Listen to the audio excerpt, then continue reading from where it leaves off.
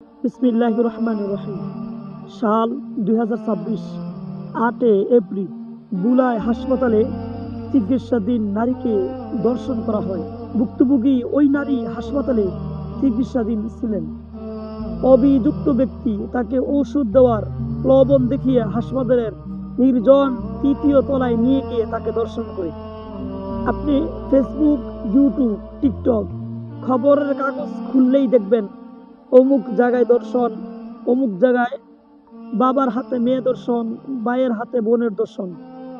22 ফেব্রুয়ারি 2025 মেয়েকে দর্শনের অভিযোগে বাবা গ্রেফতার।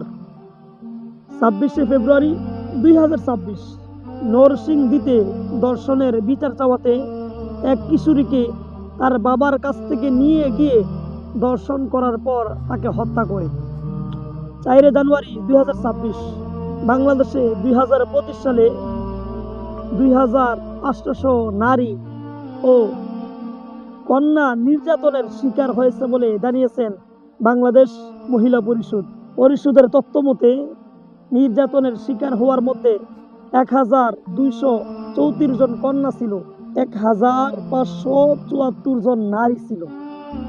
সবচেয়ে উদ্বেগজনক ঘটনা উঠে এসেছে গত বছরে মোট 776 জন ধর্ষণের শিকার হয়েছে, যার মধ্যে 543 জন কন্যা এবং 243 জন নারী।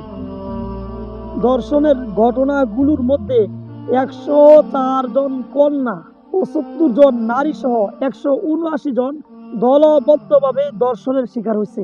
এছাড়া 18 জন কন্যা এবং 13 জন নারী সহ 31 জনকে ধর্ষণ করার পর হত্যার শিকার হয়েছে, আর 7 জন ধর্ষণের কারণে আত্মহত্যা করেছে।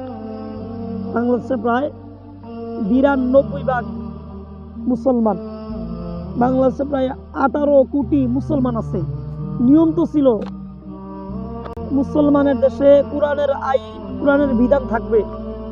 কোরআনের বিধান হইল কেউ যদি ধর্ষণ করে তাকে সরাসরি মৃত্যুদণ্ড।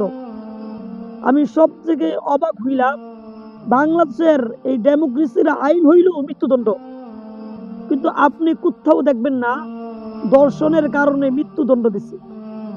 আপনি কি মনে করেন আজকে যদি বাংলাদেশে ধর্ষণের কারণে ঢাকা বাইতুল মুকাররমের মসজিদের সামনে কোনো দর্শককে যদি ফাঁসিতে ঝুলাইয়া মৃত্যুদণ্ড দেওয়া হইতো, তাহলে বাংলাদেশে দ্বিতীয়বার ধর্ষণ করার জন্য কোনো মানুষ সাহস পাইতো না, কোনো মানুষ সাহস পাইতো না। কিন্তু দুঃখের বিষয় যে ধর্ষণ করে সে টাকার বিনিময়ে প্রশাসনকে কিনে ফেলে।